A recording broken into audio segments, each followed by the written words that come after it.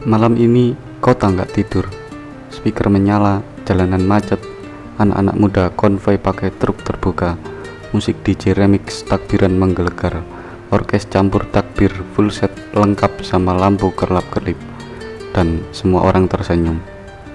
Inilah malam kemenangan, katanya.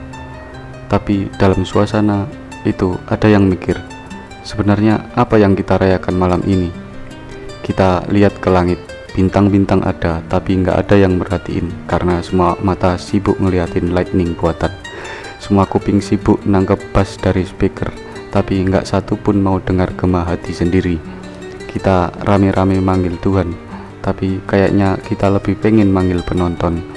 Lebih peduli yang nonton di TikTok daripada yang ngeliatin dari langit. Aku nggak bilang takbiran harus hening, aku juga suka musik, suka semangat. Tapi kadang kita kelewat asik sendiri, sampai lupa bahwa ini bukan tentang kita.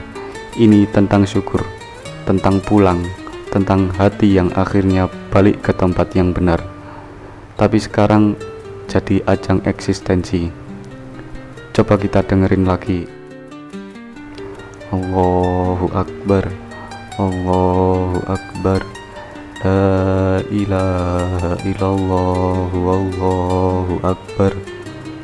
Harusnya itu nama Tuhan, kalimat pengingat, tapi di malam itu cuma jadi efek suara di balik beat EDM. Yang penting rame, yang penting kontennya banyak, yang penting viewsnya naik. Masalahnya bukan di musik, tapi di kenapa kita ngelakuin ini. Kita tuh bangsa yang doyan banget kemasan, tampilan luar, estetik, tapi dalamnya kosong. Kita doyan seremonial, tapi maknanya kopong. Kita bangga syiar, tapi lupa siapa yang disiarin. Kita teriak Allahu Akbar, tapi Tuhan bahkan gak kita undang masuk ke hati.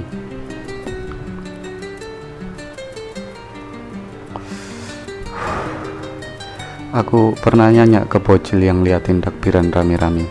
Dia bilang gini, kayak festival ya kak.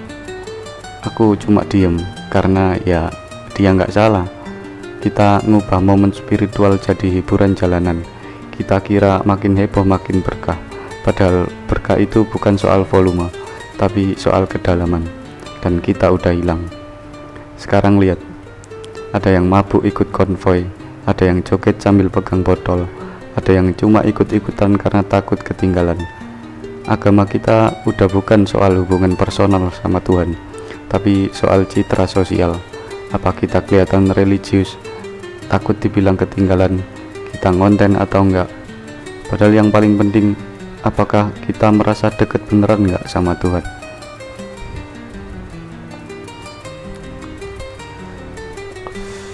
Kita hidup di masyarakat yang ngajarin kita banyak hafalan, tapi sedikit penghayatan. Kita disuruh sholat, puasa, ngaji, tapi jarang diajarin buat ngerti kenapa. Jarang dikasih ruang buat merasakan.